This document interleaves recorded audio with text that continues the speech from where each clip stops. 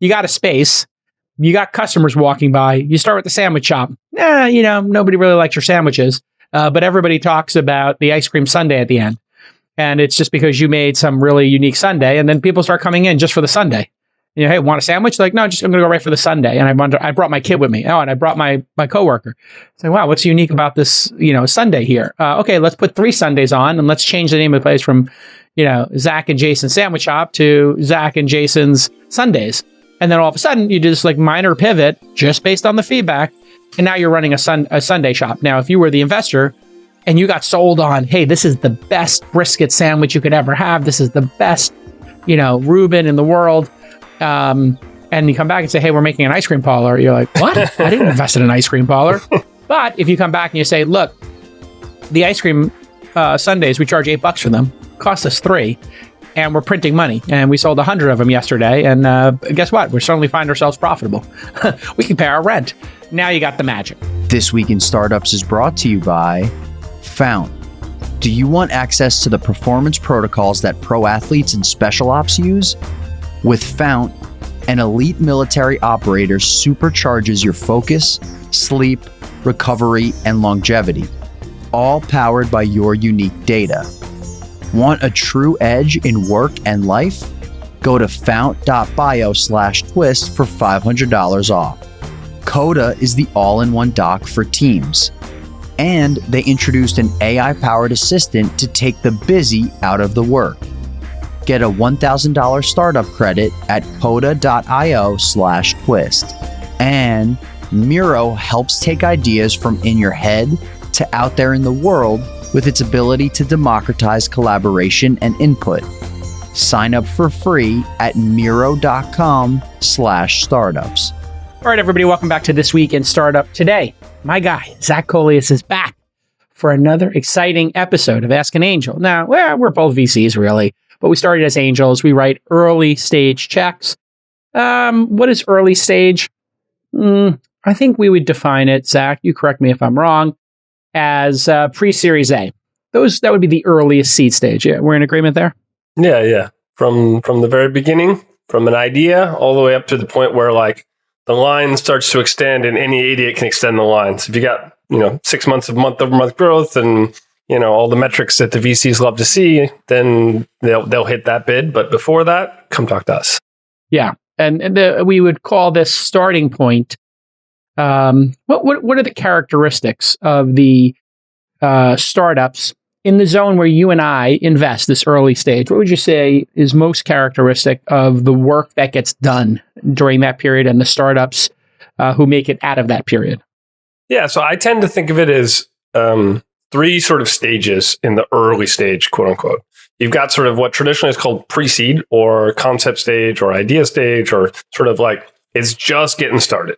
And so that's where the founders are largely able, if they're able, they raise money from people they know, people who have learned and watched them over the years and seen that they have the ability to perform and succeed. And if they're successful, then people are very happy to give them capital because they've done it before. Sometimes those are people we know because they're famous. So, if Travis was to go start another company, you and I would be running up there, be like, hey, please let us invest. Yeah. Some of those people are not famous, but we know them because we've spent a lot of time with entrepreneurs, and we get to see them in the trenches, in the arena, fighting it out. And it's easy to bet on those people if you know them. So that's phase one. Phase one is you got an idea and you pass the hat with your friends and family. Thus the term friends and family round. Yeah. And so there are some investors who invest at that stage from institutional funds or from their own capital, and even if they don't know you, one of the most well-known is a guy named Charles Hudson, a precursor. So he started doing this super early, long time ago, when everyone thought he was crazy, and he would write relatively small checks into lots of startups. And the idea being, if you invest in enough of them, some of them will break out, and then, power law being power law, that will return the fund.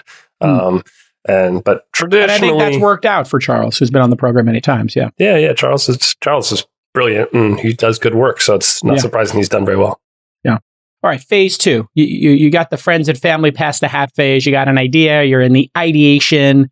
You've got an idea of a market. What's the next phase in this early stage? You said there were 3 phases. So that's what we would call our sort of like pre-seed traditionally. Now we're into seed stage. So seed stage means you have some MVP, you have metrics, you have validation, which is like, hey, I've got this idea and I went to the market and I figured out if it was any good or not. Here's my channel. For instance, I've gone and done marketing tests to see that, hey, I can acquire customers and people actually want this thing, but we don't have any metrics yet. Like we still, and the MVP maybe works. Maybe you've made it in, who knows how you made it. It's not a scalable product, but it appears that there is a real thing here that customers want. And it appears that we can scale this. And there's a big TAM, big market opportunity. All the things that seem good, look good, smell good. Now we got a potential VC investable opportunity here. The one thing that you don't have usually at this point is you don't have significant revenue. So you're not looking at hundreds of thousands or millions of dollars in revenue. You've got something in revenue, but probably maybe not very much. You don't have month over month growth rates, and you don't have the core metrics that most VCs are really interested in, which is things like retention and churn and the virality of your product and your CAC LTV and all the things that, if you go and spend a lot of time looking at VC metrics, they're all this long list. You don't have any of those, but you do have something that seems like it's pretty good. And this is what we'd normally call the seed stage. And it's pretty big category. And the checks there can run anywhere from hundreds of thousands to millions of dollars from investors. Got it. So phase 1, you're doing ideation, you're raising from friends and family. Phase 2, you're raising from seed funds. You have an MVP, a minimum viable product, a prototype. Some people have played with it. You have an idea of how you're going to reach them. That was the channel. So you got the MVP, you got the channel. Channel just, hey, where's this stream of users going to flow from? Could be from a forum like Reddit. It could be from a mailing list. It could be from a podcast. It could be from Instagram ads. It could be from Facebook ads. Any number of places could be your funnel. And you do have maybe not the full complement of metrics, but you may have 10 people using the product and you can study 3 of them. And so you have some idea of how big this could get, what it is, and how do people like it? So it's not strong product market fit. It's not market pull, of course, where the market is seeking you out, but it's something that's more than nothing. Yes. Yeah. Okay. So now the third phase, you said there were 3 phases in the early stage that you look at broadly. The third stage is what we would normally call seed plus or seed extension. And so what happens here, and this is very, very common, is a startup will raise some money. They'll go into the market, they'll make contact with the market, and the market will rip their face off. Yeah, great. I had this awesome idea. I went and I built something and it didn't work. And not only did it not work, I got my ass handed to me. And most founders quit at that point. A few, the ones that I really like, they take that opportunity to look at what they've learned, to look at what the market is telling them, and they iterate. They're like, oh, well, it turns out that they don't want this game that I built, but this chat program I built to help me build the game, everybody loves that. I want to start working on that. And that iteration cycle is messy. And most investors get really skittish in that sort of iteration cycle because the companies that are flailing look very similar to the companies that are doing good things. And so usually your insiders are the only investors who want to invest in you, or occasionally you get outside investors who get comfortable in that iteration cycle. But that iteration cycle is usually where the most magic things happen. Because when you make contact with the market, very rarely does the company just go up and to the right and like off we go. Like the first original idea was brilliant and everything else is good to go from there. Like for instance, in the video game turning into the chat, that's Slack. And it was, Twitter, was a podcast thing that turned into Twitter. So those iterations to Twitter, those iterations are magical. And there's often, in my opinion, great opportunities there, both as an investor and for the entrepreneurs, when they can learn from making contact with the market about what the market really wants, and then they can go build something that people actually really want. And then, boom, you're off to the races, hopefully, if you find that. And so what I like to say is that moment is the moment where you have real product market fit. And by product market fit, I mean you can cold call a customer at 9:00 at night on her cell phone while she's putting her kid to bed. Describe what you do in one sentence, and instead of her saying, "F you, why are you calling me?" She's like, "Oh my God, I need to talk to you tomorrow. I actually need that. I want that. That's like, yes, please." And that's that product market fit is like we could talk about that for hours, but that's a magical moment. And I get really excited when I find companies that have that. You see these blue light glasses I'm wearing? I'm not wearing them for style, although they are very stylish. They've totally changed my life. Why? I started having headaches, right? And had eye strain. So I got these blue light blocking glasses that do a little magnification because I need readers. Yeah, I look nuts, but my eye strain's gone down. My headaches have gone away and I'm sleeping better. Do you know how I got on this? I got on it because I now have a health coach. Who's my health coach? It's Fount, F-O-U-N-T. It's a health company that's created custom health and performance programs that are tailored to your body, obviously, also your goals, and they take into account your lifestyle. My coach is incredible. I text with them all the time. They did a blood work for me. They check out my wearable data, and we do weekly calls to see if I'm on track and getting the results I want. They also told me about some supplements I should be taking based on the blood work, and they do it at a fraction of the cost. We upgraded my diet. I'm doing a little more protein. We've optimized my sleep. That's great. I got the supplement packs. I feel great. I feel like I'm in control of my destiny. If you want to be like me and you're concerned about your health and you want to just try to do better, have some experts on your team. Build your own program. Go to fount.bio/twist. That's FOUNT.bio/twist. Get your free consultation. Mention Twist. You get $500 off your first month and get your own personal health coach. Health is wealth. And if you're running a startup, if you're a CEO, if you're a capital allocator, take it seriously. I love this service, fount.bio/twist. And a lot of founders give up. They try one thing and they give up. And this is why, I think part of the magic of the early stage is when you have builder founders, a developer, a designer, and a growth hacker walk into a startup. That complement, they run out of capital or they're on fumes, but they're still iterating on the product. So, hey, listen, if we were going to, use an analogy here of a restaurant, you got a space, you got customers walking by, you start with the sandwich shop. Nobody really likes your sandwiches, but everybody talks about the ice cream sundae at the end. And it's just because you made some really unique sundae, and then people start coming in just for the sundae. Hey, want a sandwich? Like, no, I'm going to go right for the sundae. And I brought my kid with me. Oh, and I brought my coworker. So, wow, what's unique about this, sundae here? Okay, let's put 3 sundaes on and let's change the name of the place from, Zach and Jason's Sandwich Shop to Zach and Jason's Sundays. And then all of a sudden you do this like minor pivot just based on the feedback. And now you're running a sundae shop. Now, if you were the investor and you got sold on, hey, this is the best brisket sandwich you could ever have. This is the best, Reuben in the world. And you come back and say, hey, we're making an ice cream parlor. You're like, what? I didn't invest in an ice cream parlor. But if you come back and you say, look, the ice cream sundaes, we charge $8 for them, cost us $3, and we're printing money. And we sold 100 of them yesterday. And guess what? We suddenly find ourselves profitable. We can pay our rent. Now you got the magic, right? Yeah. So just keep that in mind, folks. I think if you figure something out and you're actually the chefs yourself, as opposed to just an idea person who has to hire a chef, you're going to go a lot further. So watch the TV show, The Bear. Great show for entrepreneurship.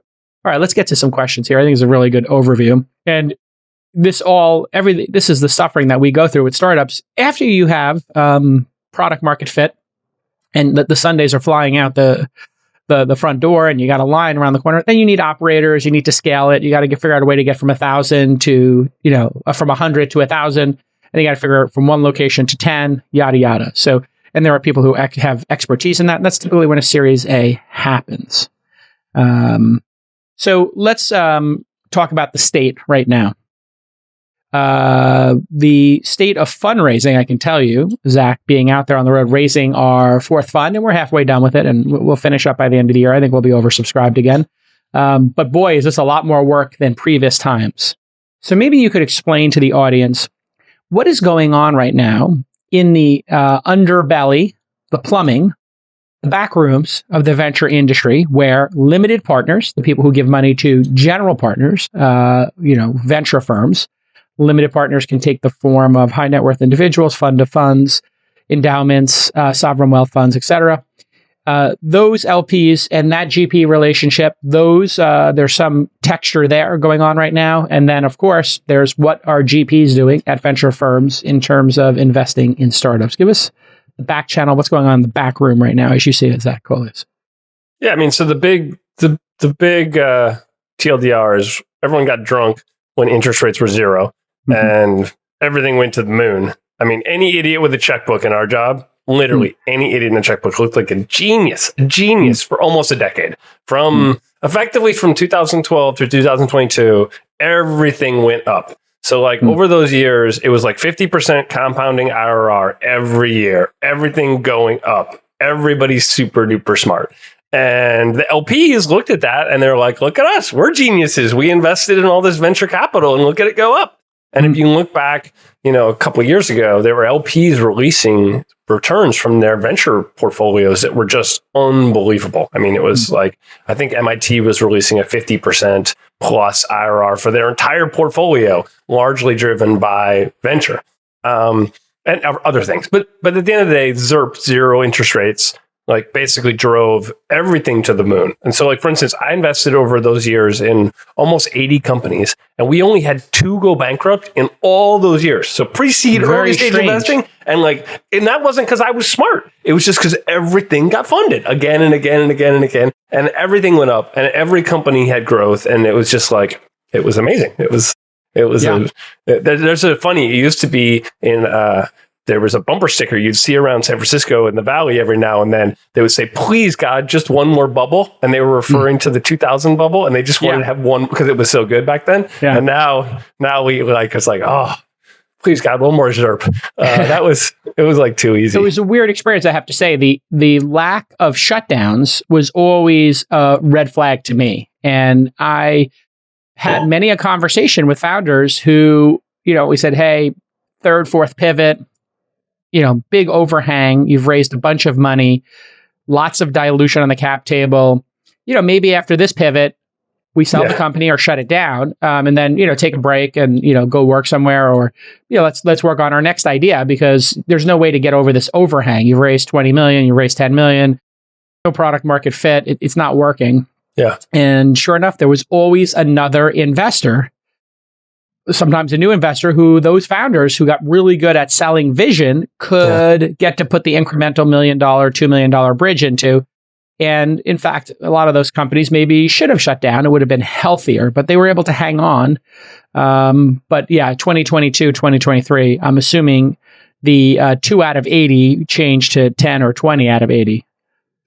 For me, we haven't lost one yet, but I mean, God, we are dancing through a stream of bullets. I mean, I had a company go through a fundraise where literally we were ready to do the shutdown. We went out and we did the soft landing attempts, which none of them, normally we would have had a whole bunch of yeses. And in this environment, nobody wanted to talk to this company. I mean, it was explain the soft landing that we talk about in the industry. Explain what a soft landing is. So what happens with a quote unquote soft landing is when a company is getting ready to hit the wall. And, the product is not working and the team is tired and the investors are tired and we're ready to shut this company down. Usually we have some sort of asset that has built up. They could be customers, they could be a product, they could be just a team, they could be knowledge about how to build a particular thing. But usually there's some value in that entity that has accumulated over time.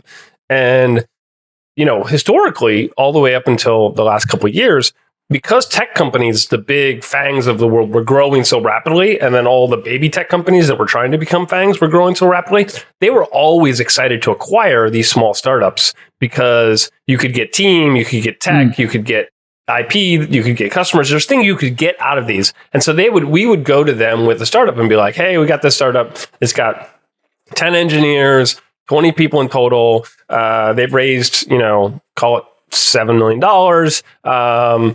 And one of these big companies would buy the company and usually pay off the investors. So the investors made some money out of the deal. Got their money back. Usually you didn't make any money, but you got your money back. And then the founders and the team would get a job going to work for the big company. So this is traditional, what we call an acqui-hire. And I mean, for many years, it was really easy to do. I've sold, in my portfolio, we've sold, I think, about 15 companies of the companies we've invested in. And everybody saves face. It's a nice ending. The founders can take a win. Sometimes these acquisitions and acqui-hires happen and the investors get nothing, or they get 10 cents on the dollar. But, it gets an incredible tech crunch story. Oh, this company's been acquired. Yeah. And, we know the truth on the inside. That was a terrible sale. To even qualify it as a sale would be dishonest in some cases. It was a soft landing. And so, we try to be de minimis in the industry. We try to be magnanimous in the industry. There's no reason to be like, oh, wow, this failed, or, oh, wow, you returned 2 cents on the dollar. You lost 98 cents on the dollar. It was, hey, you made an effort. Hey, you wound up at Google or Facebook or some other company. And, we'll see you on the other side when you come up with your next idea. Yeah. But now people are not interested in doing that. I think in large part because they've laid off 20,000 people at Google, Facebook, Microsoft, pick the company, Salesforce. They've laid off 10 or 20,000 people. The idea of going even through the legal of a transaction to bring in, a 10-person team, a 20-person team, a 6-person team, the juice ain't worth the squeeze because they got a line of people out the door that they could hire or rehire or boomerang. So that is the issue as you see it as well, I guess. Yeah, no, I mean, it's the sort of acqui-hire soft landing market is, a fraction of what it used to be. It still happens in the case of if you built something that's very strategic and there's a partner who really wants that, those things do happen, but it's not like it used to be.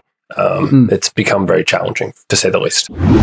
All right, everybody, product velocity is your goal. The faster you ship, the faster you get feedback. The more feedback you get from customers, the better you can make your product. But mind-numbing operational tasks are going to slow you down. So here's your solution. Coda's new AI-powered work assistant is going to help you get your product to market faster. Here's an insane demo if you're watching. You can use Coda AI to tag customer feedback, draft documents, suggest target audiences, and summarize your product discussions and more. It's like adding 2 or 3 staff members to your team. Your sales team, they bring in data from sources like Salesforce, and then they can use Coda AI to suggest action items, meeting agendas, and source new leads. So get started with Coda AI today. I use Coda every day. We love it. What is Coda? If you haven't used Coda before, combines documents, workflow, and databases, basically. If you go to jtrading.com, we built that on Coda. Everything we're doing with Founder University, built on Coda. You can take advantage of this special limited time offer for startups right now. They're going to give you a $1,000 startup credit. Get the startup credit right now.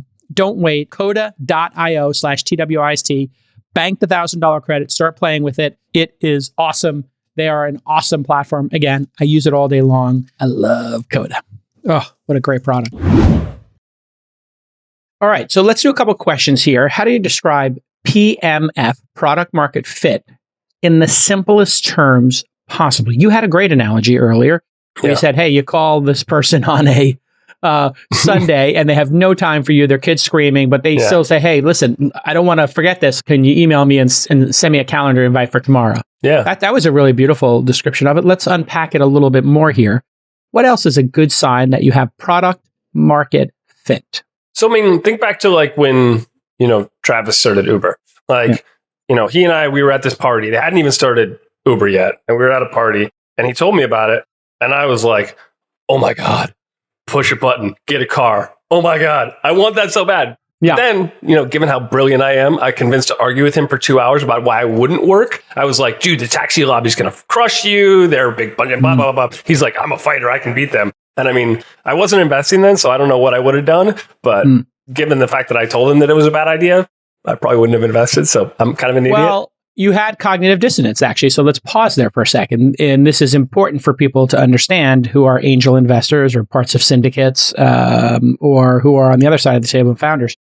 A lot of times the best ideas can be polarizing and you could have conflicting ideas. One, regulation. You identified their number one headwind. It is regulation. The number one reason it's awesome is because you wanted it. You yourself could see using it. You understood the problem. So then we're left as investors or people looking to work at these companies or founders looking to pivot to say, hey, is it worth taking on that battle? Do I want to spend the time to try to solve that problem? Startups at their core are a series of problems to be solved. Whether the problem is this product doesn't exist and I have to write the code, or nobody's ever used a product like this, so I've got to convince them to try it. There's all these series of things. And so that is part of the process. So I think you did the right thing by identifying those, but you don't want to over-index on negativity, I've learned. Yeah. Because a 1% chance at a 5,000x return Yep. is worth taking, implied odds wise, Yep.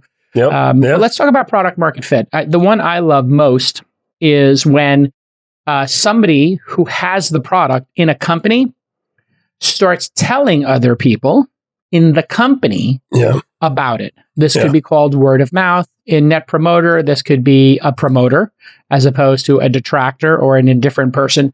So one way you know you have this is when people come and start using your product and you ask them, how did you find out about the product? If word of mouth is in there, a friend told me, a colleague told me, my Lord, you've done it. Yeah. You've done it. That is product market fit. When somebody tells another person to use it, they use it and they become a customer. That's it, baby. That's as good as it gets in my mind, because now your product is growing while you're asleep and doing nothing. Yeah. Like literally your product's growing. Other signs for you of product market fit starting to click, things you've actually seen in the real world where you said, there's something's happening here. That really nails the core of it, which is when the market starts pulling the product out of you and needing and wanting the product more, and you are no longer pushing, when you're no longer having to go out there and bang on heads and spend a lot of time trying to convince people to use your product, but people instead are sending you long emails about all the things that are wrong with your product and what they would like you to fix and how they'd like you to improve it. And the word of mouth is happening. And all of a sudden there starts to be this sort of like movement around what you've built. Then like for instance, I'll give you a good example. I invested a long time ago in this thing called Mudwater, which is a mushroom tea company. Yes, and fantastic product. It's an unbelievable product if you want to quit drinking coffee. Now, for many years, I've been a coffee drinker, and so I'm like I love it, but I drink coffee. And then recently, I decided to try to quit drinking coffee, see what happened. And oh my God, Mudwater is it's like magic when it comes to like when I'm really needing coffee, I have a mud instead, and like it totally solves the problem. And like that's when we get to product market fit, is when you have those sort of magic moments. And we saw that early on when we invested in the company. It was like the company was just like, it was just growing like crazy, and the word of mouth was happening, and people were like, I'm so excited about this. And it was like, it's just magic. There's fireworks everywhere. What isn't product market fit, I think, is equally as important. And one thing I will tell you is not product market fit is you ask your friends, or you ask VCs, or you ask civilians about your product. They give you feedback. They tell you it's amazing. They tell you it's great. They tell you all these ideas for your product. The reason why that's super dangerous is you've manufactured that feedback. That's not feedback that's unsolicited. That is solicited feedback. When you explicitly start asking people to give you feedback on your product, you're giving them permission, and people are gracious. People, generally speaking, are rooting for entrepreneurs. They're rooting for underdogs. So they're going to give you a bunch of feedback. But if they don't actually use your product, what good is their feedback? I'm not a couch surfing person. So when Airbnb and the 1.0 came out, I had a lot of feelings on it. I was like, this is crazy. You're going to wind up on a serial killer's couch. As a 40-year-old at the time, my feedback as a 40-year-old who could afford to stay in hotels and liked room service, and liked, I don't know about fancy, but nicer hotels and nice linens and had a whole list of things, was not pertinent. Yeah. The 25-year-old JCal would have been like, you know what? I couldn't afford a hotel in Tokyo. I would have stayed for 10 days. I would have worked out of there if possible. This would have opened up a world of possibilities, because I didn't want to stay in a hostel, but I would have stayed in an extra bedroom. Sure.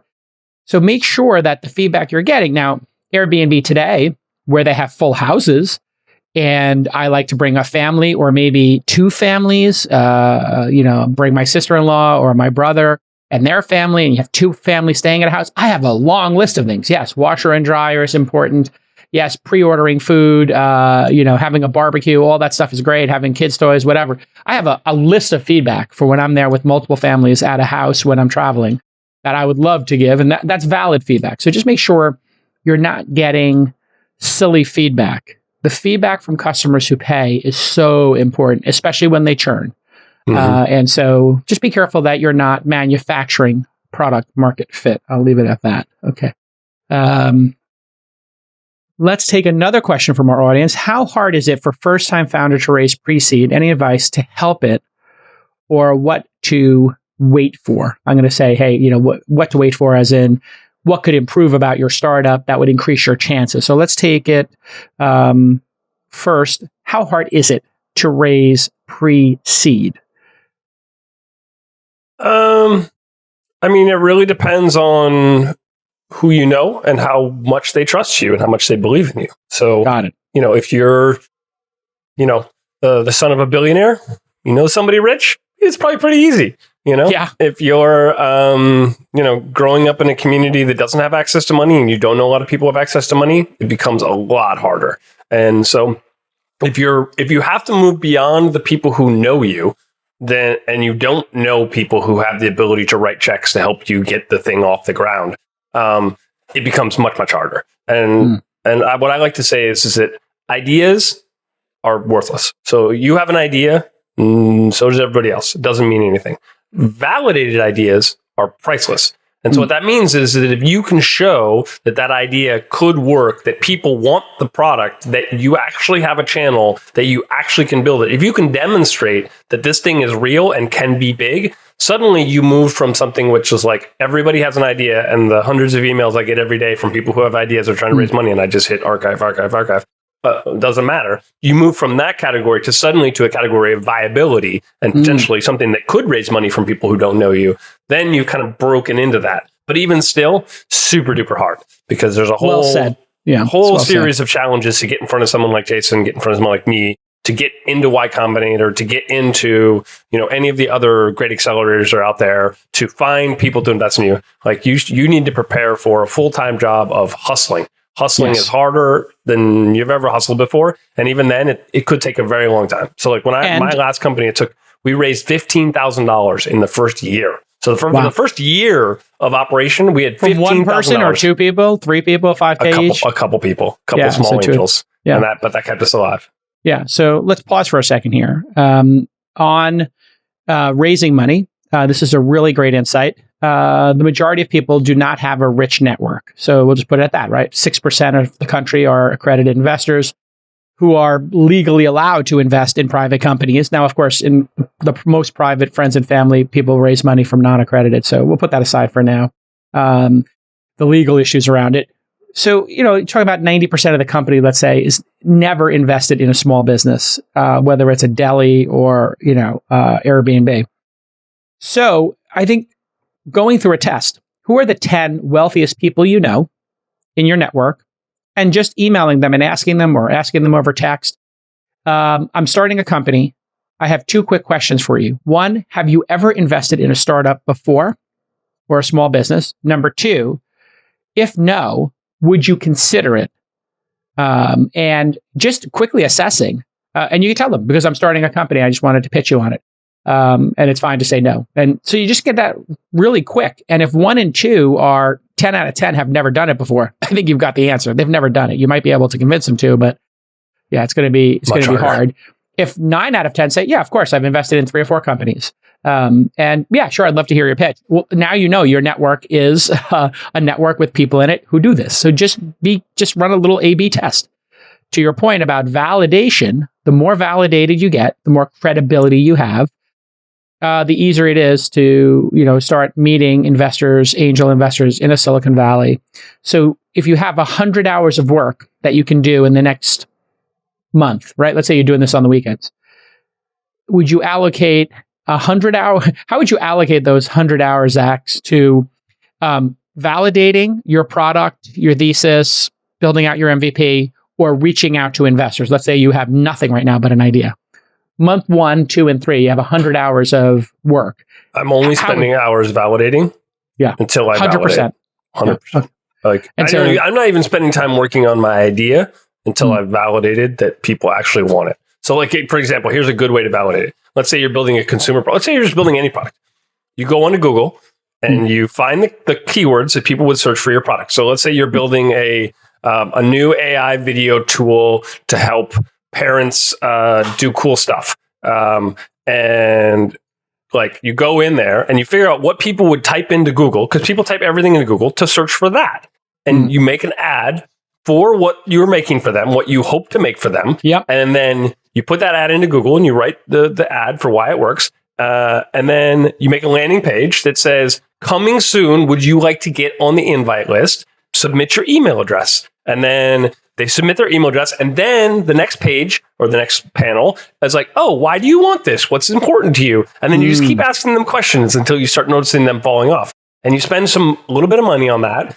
And boom, you're very quickly going to realize, do people click on the first ad? Because if they don't want it, they're not going to click on it. If they really want it really bad, they're going to like click. You're going to have a high CTR and you're going to have something really, really valuable.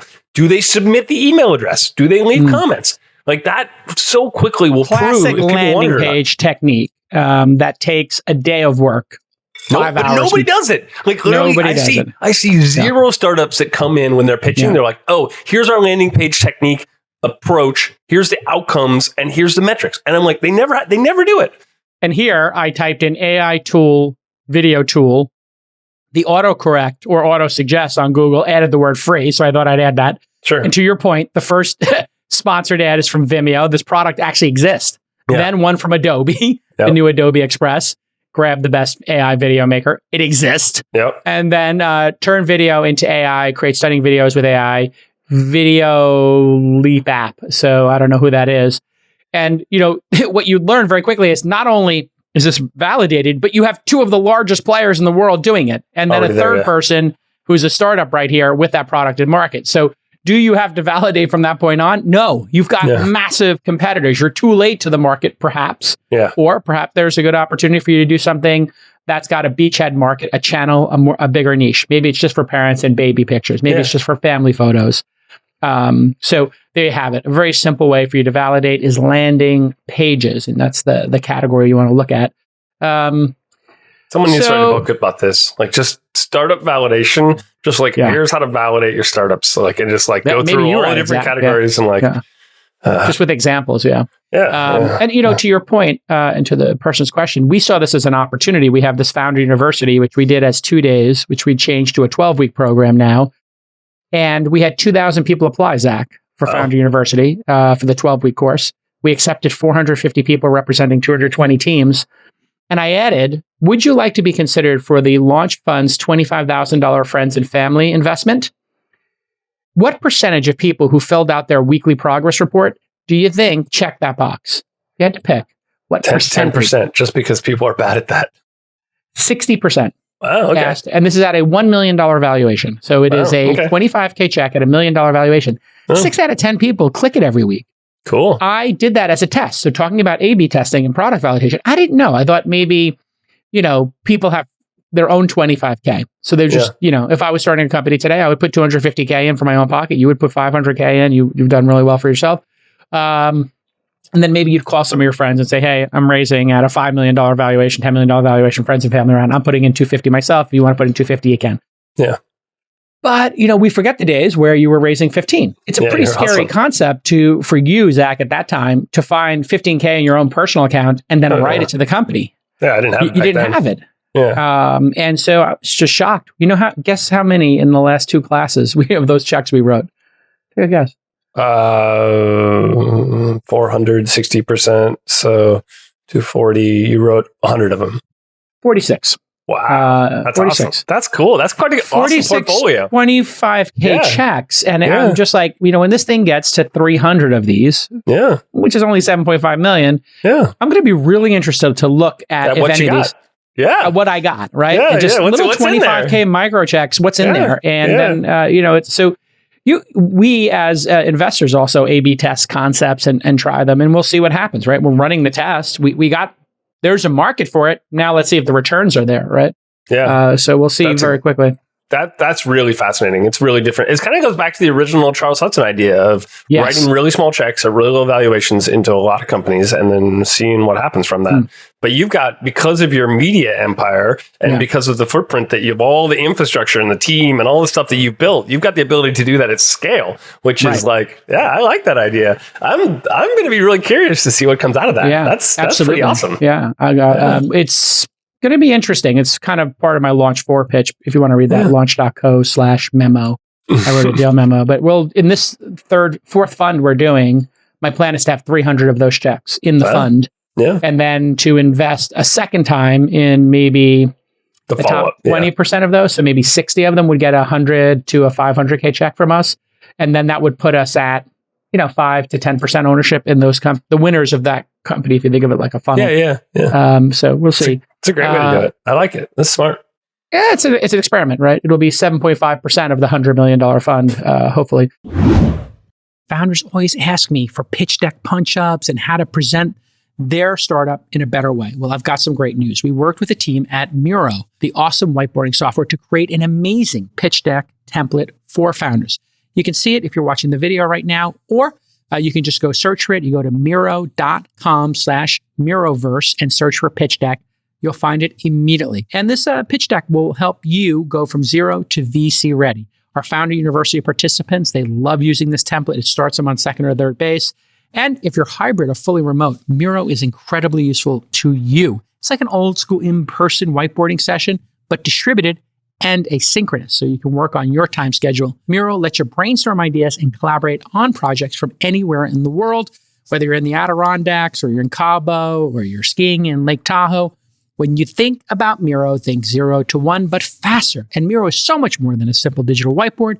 Your team can collaborate on planning, research, design, and feedback cycles. Now remember, faster inputs equals faster outcomes, and velocity is how startup wins. We look for product velocity in all of our startups. So to access our new Miroverse template and thousands of others, sign up today for a free Miro account at Miro, Miro.com/startups.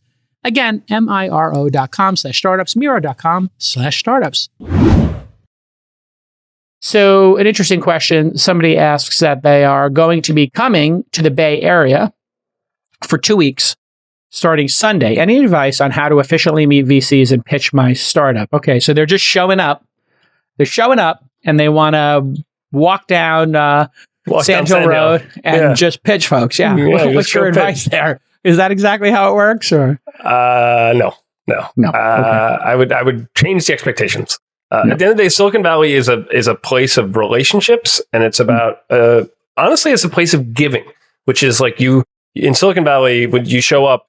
Nobody knows you, and the only way to really break in here, the best way to break in here, is to just do favors. So it's funny when Joseph Walla, who was the founder of Ellison, he was on my debate team, and my ex-wife and him were really good friends. And so when he first moved to Silicon Valley, he was like, "What do I do? How do I break in here?" I was like, "Look, it's really simple. You just go to as many events as you possibly can, and you go. There's tons of events happening in San Francisco every day, all over. You meet people, and you just help them. You figure out ways that you can be useful to them." In scalable ways, like not where you're going to go work for them or going to put hours and hours of work in, but like where you can make an introduction, or you can help them find a customer, or you can do something useful for them. And you just plant these seeds throughout the city, throughout the valley. You're just constantly meeting people and helping. And you're helping in ways that are valuable to them, but low cost to you. And you just do it over and over and over again. And it takes a long time, but those seeds, they become an orchard. And that orchard bears fruit like you wouldn't believe. Because the valley creates so much amazing wealth and so much promise and potential and awesomeness that, like, if you're out there helping people, they will give back to you like you wouldn't believe. But it takes time. You can't just come here and show up and be like, "Oh, I'm just going to go pitch people," and then everyone people are going to give me money. You need to know that, like, your time in Silicon Valley, if you want to really come here, is about relationships. Now, once you have a company that's scaling and you're growing and you have month-over-month metrics, totally different story. But in the beginning, it's about helping people. Yeah, I call this the Johnny Appleseed strategy. Yeah. Johnny Appleseed, actually a real person. And what he did was he planted a bunch of apple trees from apple seeds. And then he took those seedlings, I guess whatever you call a small tree, and he sold those or gave them to people to start their own apple orchards. And this planting of seeds and being, in a minor way helpful to people, really scaled for him. And that's the strategy you're talking about. It could be just setting up dinner with 3 or 4 people you know. And then this was my hack when I was trying to break into the industry. I would find 1 or 2 people who wanted to have dinner with me. I would get a reservation for 6 or 8 at a Mexican or pizza joint, somewhere where I could put super cheap, and I could put a bunch of food on the table, Chinese food as well. And I just say, "Hey, everybody." I say to the 2 people, "Hey, do you know anybody interesting? I have an extra seat or 2. And I'd ask those 2 people. They'd say, "Yeah, I know this person, this person." I'm like, "Okay, great. Can you introduce me to them?" I'll talk to them on the phone. "Hey, what are you working on?" You listen, you ask a couple questions, then you invite them to come to dinner. and they say, oh, by the way, somebody dropped out. I have one extra seat. Yeah. You know anybody? You know 2 or 3 interesting people. Or you could just cold email people. Hey, I'm having dinner with 3 or 4 people. Would you like to come to dinner? I would do this constantly. Yeah. I remember one time I was at Sundance with David Sachs and Elon Musk. It was the preview of Thank You for Smoking. Yeah. And Walter Mossberg was there. And I was having coffee with Walter Mossberg. And I was like, Walter, hey, can I bring my friend Elon? And Walter Mossberg got a little upset at me. He's like, listen, I don't want to take pitches. You know, I'm just here, like, whatever. And I was like, okay, no, I won't bring Elon. And I didn't bring Elon. Oh, wow. Because he called me out on it. He was savvy. He knew I was using his name in my relationship with him from Engadget. Yeah. To help Elon because I wanted him to review the Tesla, whatever, when it came out. So he kind of saw right through it and he called me out on it. Wow. I was like, I got Elon with me. Can I bring him? Elon didn't ask me to do that. I was just doing it because I was trying to help Elon out because the car company was failing. Yeah, and so those stories of me helping people, whether it was Travis before Uber or Elon, when he had just started the Tesla journey, a lot of those are legendary stories now of just trying to be helpful to people. Be of service. Try to help people. It all comes back. So less focus on you, more focus on helping others. And it all comes back. It's a huge, giant favor bank here and goodwill. So keep building up that goodwill every chance you get. All right. Dave asks, you discussed money going after everything in a ZIRP environment, a zero interest rate phenomenon, I think is what the P stands for, environment. What attributes of companies that are getting funding today, more stable and break even, different industries? What is working today? Great question. What is the profile? Let's leave out the type of company like AI. Everybody knows AI companies are getting funded. But what are the attributes, the qualities of the variables that you see help people clear market in the seed stage? Let's put this on seed stage, and then we'll do Series A as well. What are the qualities you see at the seed stage, any of the 3 phases we outlined, and then at the Series A? I mean, the biggest thing is that everybody was able to raise money a few years ago in ZIRP. And raising capital was easy. Capital was free. It was quite a wild time. Today, the bar is substantially higher. And what that means is like when you go into your buddy, your friend, you're raising in pre-seed, you go to your friend and you're like, hey, I got this crazy idea. I want to do it. 2 or 3 years ago, they were getting 0% on their bank deposits. The stock market was overly inflated. So, it didn't make sense to go buy public equities. Their house prices were through the roof. So they didn't want to go buy more houses. They had cash sitting in the bank and they were like, I don't know what to do with it. Okay, fine. I'll invest in this crazy startup. You didn't have an alternative. Today, you're making 6+% on your cash sitting in a very safe investment vehicle. Houses are cheap. Theoretically cheaper, depending on where you want to go. And they're on the market for 6 months, so you're not like you're having to overpay and come over the top. So you can take your time and pick the right house for you. So that's true. Public equities are all over the place. So there's some things that are overpriced, some things that are massively underpriced. Like there's opportunities everywhere to deploy capital right now. And smart capital allocators who are sitting on capital, whether they're your friend Bob, who's a dentist who has a couple extra $100K, or their multi-billion-dollar fund, they've all got places to put their capital. So you're in competition.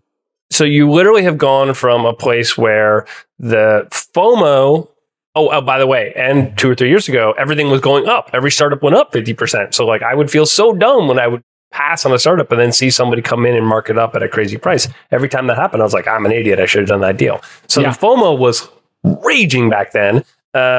And now, not so much. Now, the alternative, we're all looking at startups that are fighting to stay alive. And we're what are the qualities of those startups? The ones that you see getting a $500 to $1 to $1 million check from a seed fund.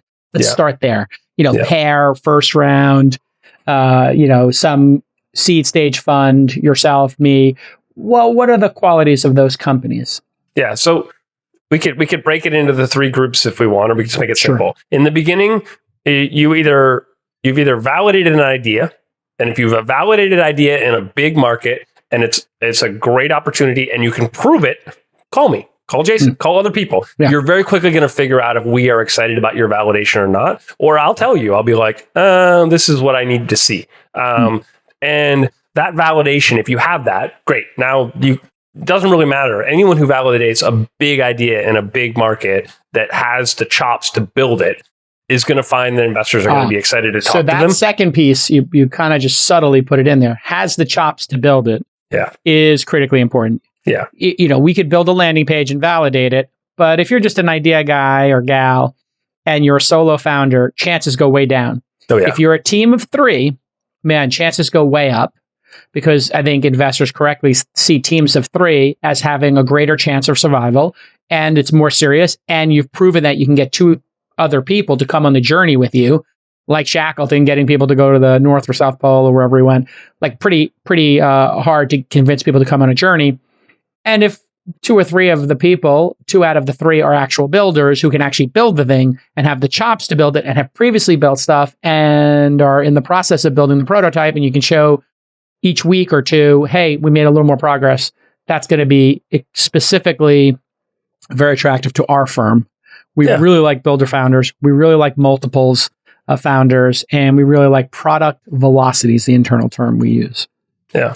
I mean, so if you come to me and you're like, hey, I invented a new battery that runs 1,000 miles, unless you literally are the world's expert in batteries, I'm just going to hit archive on that.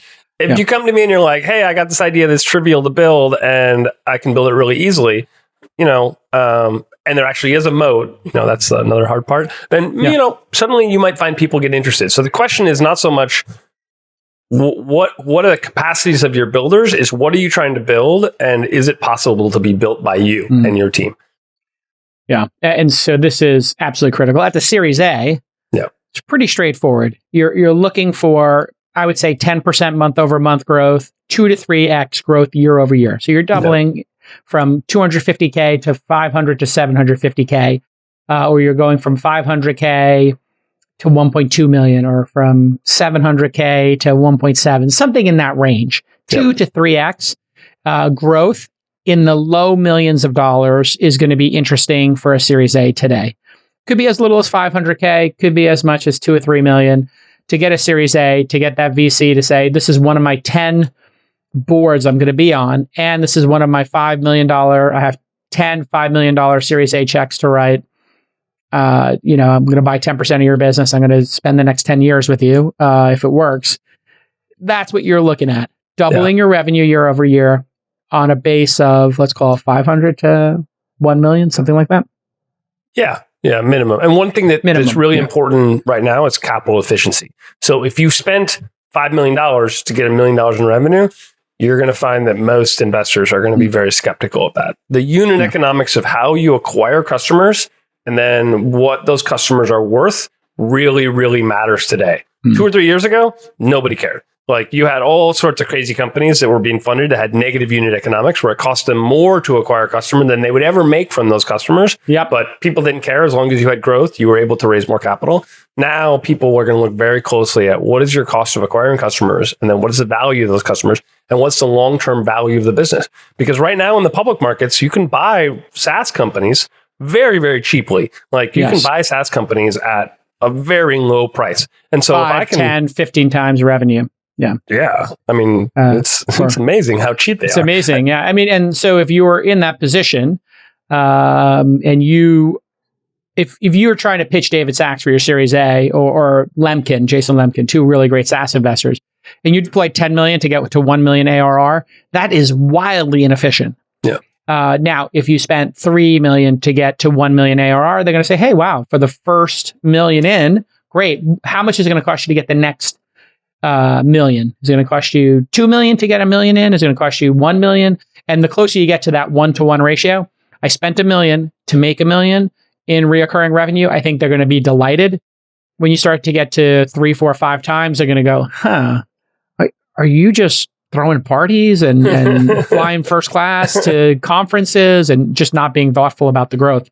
So if you are lucky enough to have growth, it has to be thoughtful growth. It cannot be spastic, wasteful growth. So capital efficiency, you're going to hear that term all the time. Multiple founders and builder founders, also capital efficient. The other piece of capital efficiency that we love internally is the company doesn't go out of business. If the company's capital efficient, they might have 24 months of runway. when we see people raising money, they got 6 months of runway, they're constantly coming to us 9 months, and they're in a panic. We're like, this person is not doing great financial planning. And it's usually because it's 3 idea founders who want to pay themselves $200K each and then hire a third-party dev shop for $1 million a year. That may have worked in ZIRP, that you're blowing $1.6 million that way. Not going to work here. Hire your own developers, get them internal. That's the key. Or have them as co-founders, ideally. All right, listen, big breaking news story while Zach and I were taping here. SBF's former romantic partner, who was the CEO of Alameda Research, took to the stand for the first time today, Zach, in the SBF trial. According to reports from inside the courtroom, it's not televised, but people are reporting from inside the courtroom. Ellison admitted to fraud during her time at Alameda under SBF's direction. That second part, really important. This is Carolyn Ellison, I believe is her first name. She placed the blame for misuse of FTX user funds directly on SBF, claiming he, quote, set up the systems, leading to Alameda taking roughly $14 billion from FTX. Some more quotes from Carolyn Ellison. Alameda took several billions of dollars from FTX customers and used it for investments. I sent balance sheets that made Alameda look less risky than it was. Prosecutors made Ellison point out SBF and say everything was under his direction. And here is an excerpt from Ellison's back and forth with prosecutors. These are from Inner City Press on X. Thank you to them, who they cover SDNY trials. That's the Southern District of New York, the hardcore folks. Prosecutors, how do you know the defendant, Ellison? We met at Jane Street, then Alameda. We dated for a couple of years. Jane Street, I met the founders of that firm. Really interesting, savvy firm. Prosecutors, did you commit crimes? Ellison, fraud. What others? With others, yes. Prosecutors, do you see Sam Bankman-Fried? Ellison, he's over there. Prosecutors, what's his involvement in the crimes? Ellison, he was the head of Alameda, then FTX. He directed me to commit these crimes. Prosecutors, what makes you guilty? Ellison, Alameda took several billions of dollars from FTX customers and used it for investments. Prosecutors, what was the defendant's role? He set up the system and told us to take the money. How much did Alameda take to repay its lenders? Ellison, in the ballpark of $10 billion, ultimately around $14 billion. Prosecutors, how did you defraud Alameda lenders? Ellison, I sent balance sheets that made Alameda look less risky than it was. Prosecutors, why was there not enough money for customers in November 22? Ellison, we had taken it to repay lenders. Wow. Well, I guess she's flipped and is going for a smaller sentence. But what do you think of this entire crypto space writ large? Did you invest in it? And what do you think this trial, which is obviously going to result in a massive sentence for SBF? I think he's getting life in prison or at least 30 plus years. I set the over under at 30 years. Everybody took the over. So I didn't set a great line. But what do you think this case represents in the bigger picture here? I mean, I've always been highly skeptical of crypto because it's fundamentally, it has beautiful product market fit for doing illegal Like, it's amazing. It's amazing product market fit for illegal things. Speaking of product market fit. It's so good at that. And yes. I think a lot of people, like, they see the growth and they see the money that's flowing into crypto and they're like, oh, there's a real thing here. It's like, no, it's really good for illegal. Amazingly good at that. Yeah. And, you know, I think this is a great example of that, which is, you know, they engaged in a giant fraud, because of the nature of crypto. Crypto facilitates and makes it so easy to do this. And they just, it's amazing the level amazing of brazenness. What digital money and the ability to pop up your own currency. If they didn't have this FTT token they made, if they didn't have the ability to move money around seamlessly, if people didn't pour money into the system to gamble in their casino, they wouldn't have had the opportunity to do this. If this was actual real dollars, there would have been real controls in place. If this was equities, this was people's Netflix shares, there would be really serious controls in place. But because they were playing with an entirely new paradigm shifting, I'm using air quotes there, paradigm shifting technology, all regulation, all controls were removed. What do you think happens if you play chaos? And we had a poker game where one time Chamath and Skydate and my friends were like, okay, let's play an orbit of no rules poker. There's now no rules. You can do whatever you want. And so me and Siobhan leaned over to each other. We put our 4 cards together and said, we're playing from the same 4 cards. Yeah. And then somebody else said, okay, great. I get to take 2 cards from the bottom of the deck because I'm the button. The button now gets to take 2 cards. And it immediately turned into chaos. It was Lord of the Flies. And then it was like, okay, if I have a deuce, I get everybody's stack. First person to turn over a deuce. And then I turn over a deuce 7, I get everybody's stack. It was complete chaos. Yeah. What do you think when a bunch of young, entitled, and I don't want to say brilliant, but above average intelligence, let's say, and above average tech savvy, you give them their own casino and say, do whatever you want, make any rule you want. And they're like, okay, great. Let's tell everybody that they are guaranteed to double their money playing roulette. And then let's have everybody lose 90% of the time. Go. Yeah. I mean, exactly. It's just the Michael Lewis quotes were just. Did you watch any of the Michael Lewis quotes go by? Yeah, some of the things he appeared to have gotten snowed pretty hard. So it's really weird. Yeah, I'm really interested to see if Tether's role in all this comes out, because at the end of the day, Tether is literally has the ability to print money whenever they want, wherever they want, at billions and billions of dollars. And it appears that what they do is they basically take that and they fund all these exchanges, like the biggest one they had, FTX, and they give them the ability to print billions of dollars as a loan, quote unquote, so that the exchange is able to basically have access to free capital to go gamble. And that it appears what happened here is that FTX, at the end of the day, they gambled with their loans, they lost them, and then they had to steal from their customers to pay them back.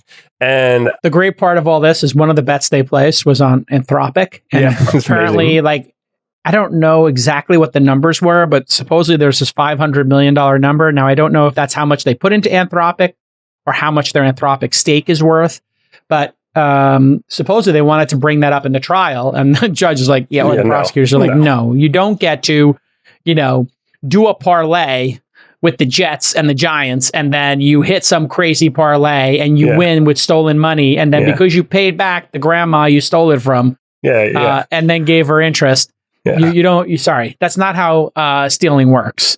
Unbelievable. Anyway, it's this is absolutely disastrous.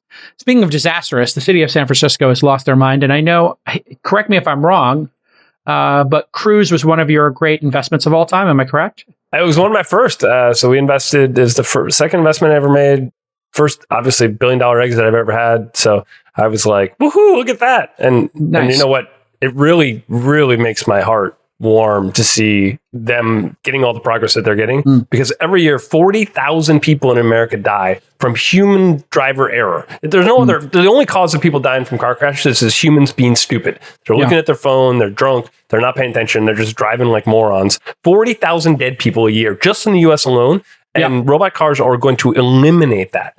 We literally have virtually no deaths from that ever again. It's like curing cancer. It's like so freaking huge. So I get really excited when I see them driving around now. Well, and we talked on All In. If you just look at the top 3 or 4 reasons people die in car accidents, is drunk driving, speeding, distracted driving, not wearing a seatbelt. Yeah. All 4 of those are opt-in by stupid humans. Yeah. Like stupid humans get in cars, don't use their seatbelt, use their phone, drink, and speed. Yeah. And so cars, just automated cars, can't do any of those 4. So the top 4 killers are removed immediately.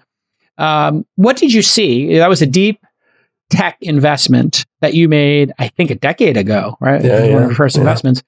How did you make that deep tech investment that you knew was going to be a long bet? What gave you the courage to do it at that time and make that long bet? It was all Kyle. So Kyle, the founder of Cruise, I had tried to hire him to work for me for many, many years, for over a decade. I met him when he first started with Justin TV, and I was like, wow, this guy's brilliant. He's really, really good. And I was like, please come work for me. Please come work for me. And he was like, yeah, no. He's smart enough to avoid that. And so when the Justin TV team split off and they ended up starting Twitch, they ended up starting Exec, which was Justin's thing. And then they ended up starting Social Cam. Yeah, Michael's thing was Social Cam. And then Kyle went and started Cruise. I was just like in love. I'm like, this guy's really good. And the market is so big. I mean, you think about the scale of the market for autonomous driving is like, it's huge. Trillions and trillions and trillions and trillions of dollars. I mean, it's like, It's probably one of the biggest markets in the world.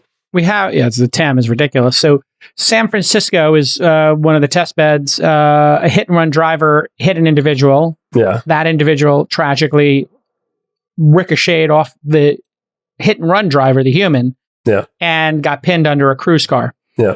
No problems with the cruise car, yet the local socialist, communist lunatics fringe in San Francisco, including the San Francisco Chronicle, which is, I think, They're bunch of lunatic communist commie bastards over there.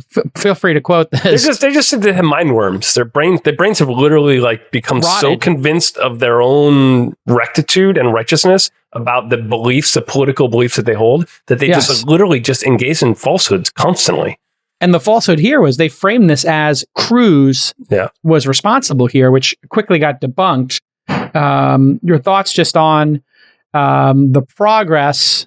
How do we continue to accelerate progress of the human species in the face of lunatic fringe trying to, including, sadly, some members of the press who are part of this lunatic fringe, which are just so anti-tech? How does the tech industry deal with this? I mean, the good news is that we've always had stupid people. They've always been around. They've always done stupid things. And I don't think they've stopped us before. They're going to do the best they can to slow things down, to try to create their own narratives and to try to change the future in the ways that they want them to be. But if you look back at the history of technology, it's a history of constant improvement and progress.